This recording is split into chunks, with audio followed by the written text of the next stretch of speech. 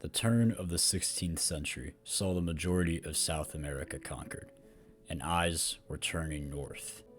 Seeing the success of colonial empires at the time, such as Spain, the Kingdom of England would dip its toes into colonialism. On April 10, 1606, King James I would charter the Virginia Company in an effort to colonize the east coast of America. The company would establish Jamestown on the coast of modern-day Virginia on May 14, 1607. Arriving on the Susan Constant, all the first settlers were men and boys, each with varying skills. In the first months, they would establish a triangular fort in an effort to protect themselves from the neighboring Powhatan tribe. The colonists would grow to dislike the natives. These natives are uncivilized. They worship a fake god and need to be converted to our superior religion. The native resistance to our rightful expansion is unacceptable. The natives need to be more accepting of our superior culture. However, the colonists were unprepared for the harsh reality of survival, and food shortages ravaged through many settlers.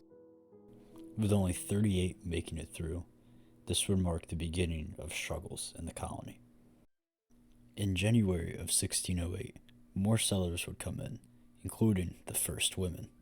The English government at the time was concerned about overpopulation, prompting more settlers to be shipped to America. As the town expanded, conflicts with the natives would ensue. In 1609, relations with the natives would drastically decline when natives laid siege to the fort during a bad famine. To stay alive, colonists would eat anything they had, including others' dead corpses. Only 60 colonists would survive. This period is better known as the Starving Time. I was lucky to survive last year. My younger siblings were killed in the horrible famines, and my father in the conflict with the natives. Winters in Jamestown would remain hard, and attacks from the natives remained frequent. However, Jamestown would finally become profitable in 1612, when John Rolfe would introduce tobacco to the settlement. Tobacco farming would become the colony's most profitable export. Tobacco farming has not only done wonders for improving the town, it's given me a job. I can sense positive things coming for Jamestown. And positive things came.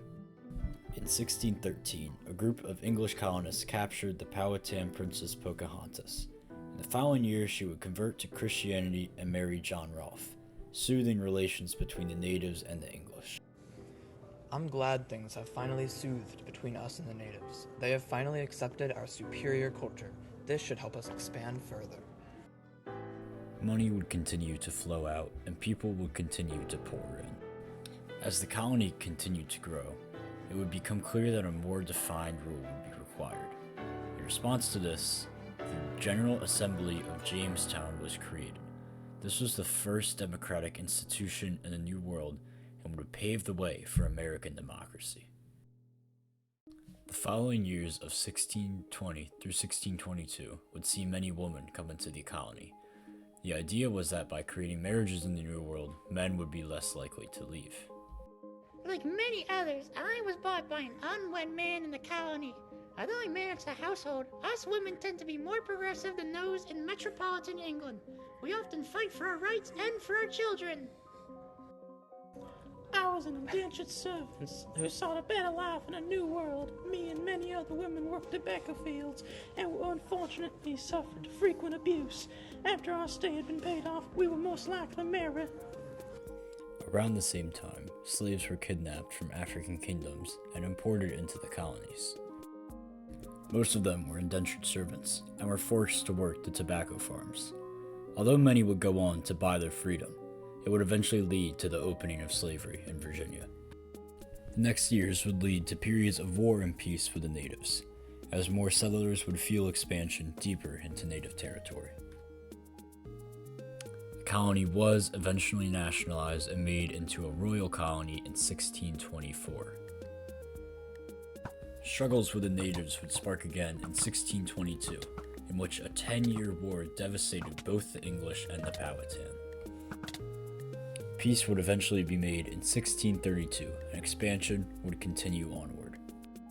In 1676, rebellions would break out over attacks on farms. Nathaniel Bacon would demand the governor make a justification for war, that when given, Nathaniel Bacon would attack Native American tribes, regardless of whether they allied with England or not. When he attacked tribes that allied with England, it would be declared a civil war, and fighting would break loose.